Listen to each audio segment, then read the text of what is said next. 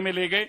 Hotel के कमरे के अंदर स्वपनदीप, जिनको उन्होंने कमिश्नर के रूप में इंट्रोड्यूस कराया और कहा कि आपको ये काम करना है, उसके एवज में 10 लाख रुपया भी दिया।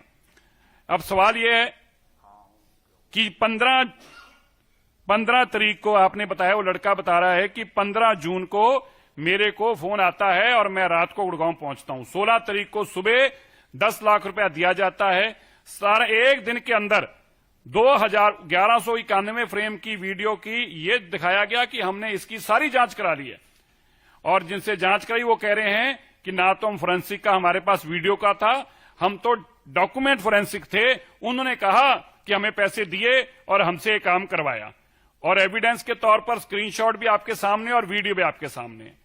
आप सोचिए, आज पंजाब के अंदर जिस तरह मुगलों के राज के दौरान जिस मानसिकता के साथ पाप किया जाता था, मस्सा रंगड़ जैसा आदमी जिसने इन्हें बड़ा पाप किया, और इसी तरह गुरु साहिबानों के प्रति अपशब्द और शराब का इसी तरह से ये पाप किए गए, उसी रूप में आकर आज आम आदमी पार्टी के अरविंद केजरीवाल, उनके साथी दुनिया भर में बसे सिखों को चैलेंज करते हुए हम तो ये पाप भी करेंगे, पैसे के दम पर नकली रिपोर्टें बनाकर अकाल तख्त को चैलेंज करें, और फिर सब लोगों ने, आम आदमी पार्टी के सारे ही लोगों से वीडियो डलवाई गई अकाल तख्त के खिलाफ।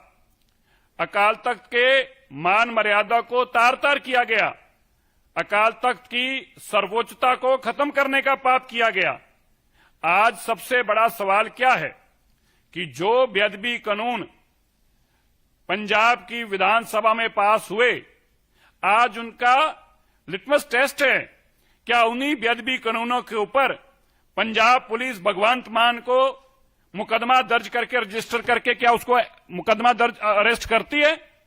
क्या भगवंत मान ये सब कुछ सामने आने के बाद पंजाब पुलिस, अरविंद केजरीवाल अभी भी मुंह में फेविकॉल डालकर बैठे रहेंगे?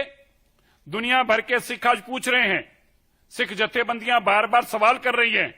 ये सब कुछ सच्चाई आने के बाद जैसे सांप सूंघ जाता है, भगवंत मान भी चुप करके बैठ गए, अरविंद केजरीवाल भी दुम दबाकर बैठ गए, और इस फोरेंसिक रिपोर्ट देने वालों के ऊपर जो मुकदमा दर्ज के अरेस्ट किया गया है, आज उसके ऊपर कुछ बोलने के लायक उन्हें बचा नहीं। आज बहुत बड़ा, इससे पहले बेअदबियों की जब घटना घटी, इस पाप के सजा सबको मिली।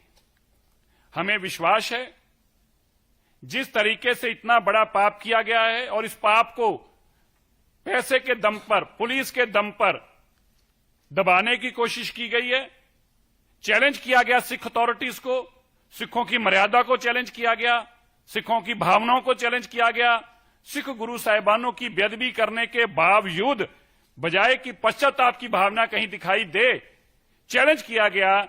ये सारी चीजें आज पंजाब पुलिस के सामने और अरविंद केजरीवाल जी के सामने हैं कि सवाल आज ये है बड़ा कि जिस कानून को आपने बनाया, जिस कानून की आपने वाहवाही की बात कही, क्या अब उस कानून के तहत पहला मुकदमा भगवंत मान पे दर्ज क्यों नहीं अब तक हुआ?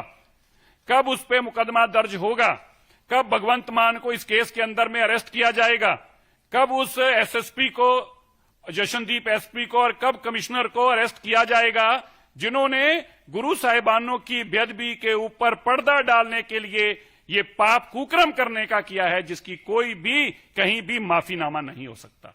इसलिए आज हमें बड़ी पीड़ा के साथ ये बोलना पड़ रहा है, कानून सबके लिए बराबर है। गुड़गांव पुलिस ने जो काम किया, इसके लिए तुरंत उन्होंने सबको ढूंढकर और सारा दूध का दूध और पानी का पानी सामने करके रख दिया।